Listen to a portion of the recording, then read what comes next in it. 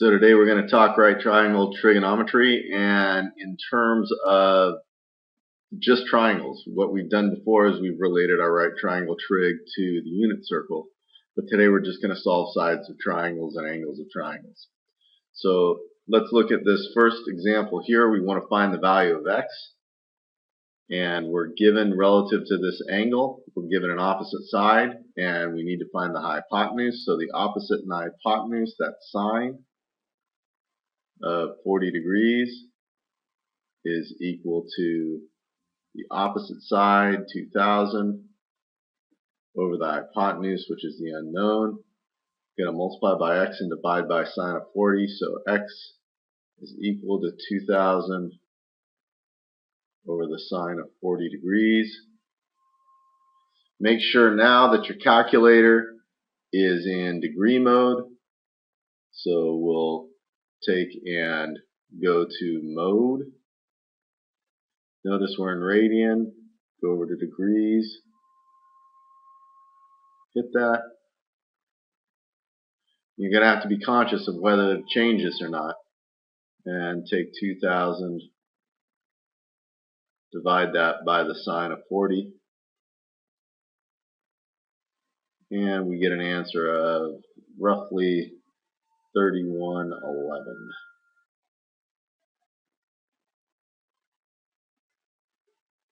Alright, moving on. I want to find A, B, and C in this. Typically a direction for this problem would be solve the triangle, because they're asking you to solve for every missing part. First thing I can do is solve for either A or B, whatever angle I wish.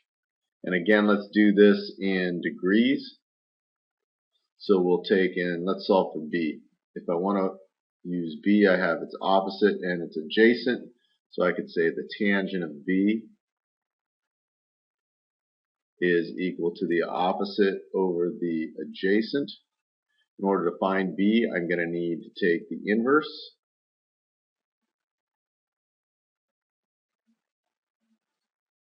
And I'll use a calculator for that. So in this case, I'll take and say the inverse tangent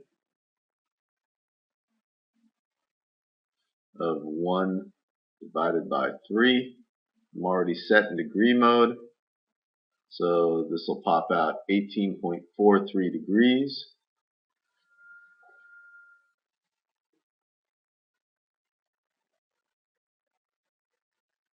If I want to find angle A, I just take 90 minus 18.43,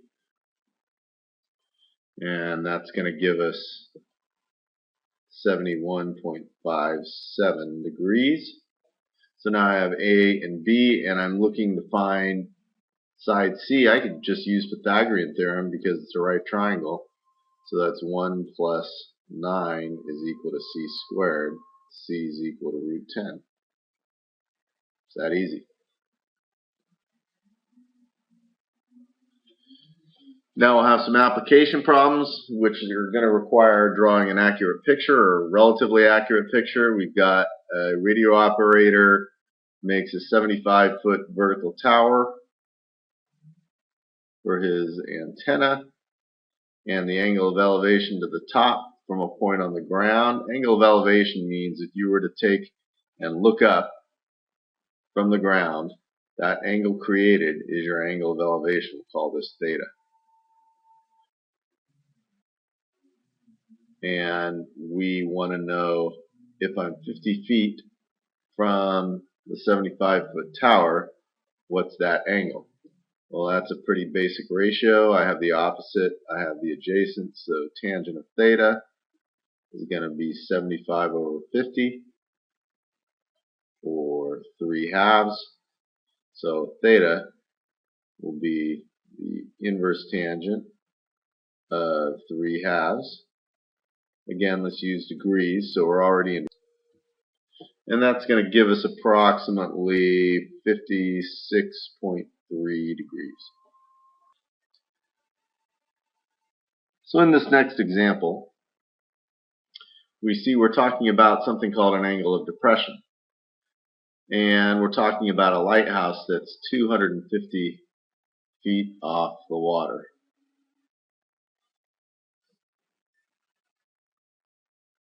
And there's a boat 2 miles away. Now, angle of depression from, let's say, the top of this lighthouse, angle of depression is taken from a horizontal line of sight. So when we talk about making a right triangle, the angle of depression isn't in the triangle, it's actually outside the triangle. However, we know that this line up here is parallel to this line down here. Therefore, by alternate interior angles, we can say theta is equivalent to this angle down here. And that's what we're trying to find. So this angle of elevation, if you will, is equal to this angle of depression. Now, in order to find these values, we're going to have to take and have the same units. So this is 2 times 5,280 feet, which is equal to 10,560. So now I use my ratio of tangent, it looks like. It's equal to the opposite, which is 250 over 10,560. And then I'm going to have to use an inverse once again. So theta is equal to the inverse tangent of 250 over 10,560.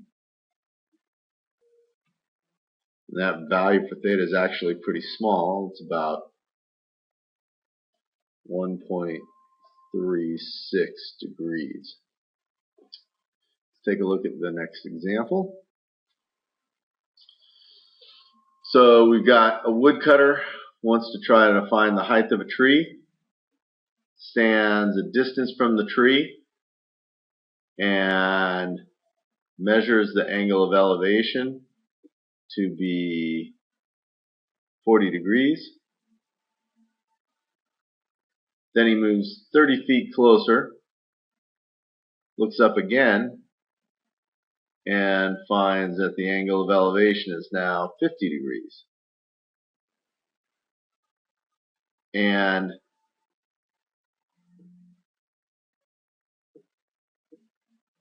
we want to find out the height of the tree. Well, we can do a couple of things here. I think probably the best thing to do would be to find some ratios for each of the two triangles made. So let's look at the small triangle first. I know that the tangent of 50 equals y over x. And then in the second triangle, I know that the tangent of 40 is equal to y over x plus 30. So now you'll notice I have two equations, two unknowns. I can use a set of substitution. So y will equal x tan 50 and y will equal tan 40 times x plus 30. And since both of them are equal to y, I can set the two equal to each other. So x tan 50 is equal to x tan 40 plus 30 tan 40. I just went ahead and distributed. I'm going to bring all the x's to one side of the equation. So x tan 50 minus x tan 40 equals 30 tan 40. Factor out an x. Get tan 50 minus tan 40. Set that equal to 30 tan 40. Divide, so x is equal to 30 tan 40 over tan 50 minus tan 40, which is equal to 71.38. Now, once again, that's the x value, and I'm looking for the y value. So I know y equals x tan 50. So if I take 71.38 and multiply it by tan 50, I get roughly 85.07. And that is my y value. So let's talk about another set of definitions. I'm going to talk about something called cofunctions. And by definition, the values of sine and cosine, secant, cosecant, tangent, and cotangent are all called cofunctions. And there's a complementary angle theorem that states cofunctions of complementary angles are equal. So if I take 10 and 80 degrees, which are complementary angles, and take their cofunctions of those, so sine and cosine are cofunctions, these two values will always be equal. And again, it goes on to give you those theorems written out here, where we have 90 minus angle measures, in each case equaling the cofunctions. If I take and ask you to evaluate this expression without using a calculator, because we don't know the secant of 43 and we don't know the cosecant of 47, but I know 43 and 47 are complementary, and I know secant and cosecant are cofunctions. So these are cofunctions of complementary angles. Therefore, the secant of 43 equals the cosecant of 47. Therefore, this equals 1. Pretty straightforward. Now, next we'll talk about something called bearing. And bearing is a way to measure angles, except bearing is measured from the north, and it's measured in a clockwise fashion. So this is the best picture of this. Now, another way of stating bearing, and in this picture to the right, we have a bearing of 241 degrees, and that's from the north. Another way of stating bearing is in this directional fashion, in other words, south 34 degrees east. What that means is start at the initial direction, south, and then go 34 degrees to the east. So that's another way of stating bearing, where you start, how many angles or how many degrees you move, and in which direction you move towards. So let's do a problem involving bearing.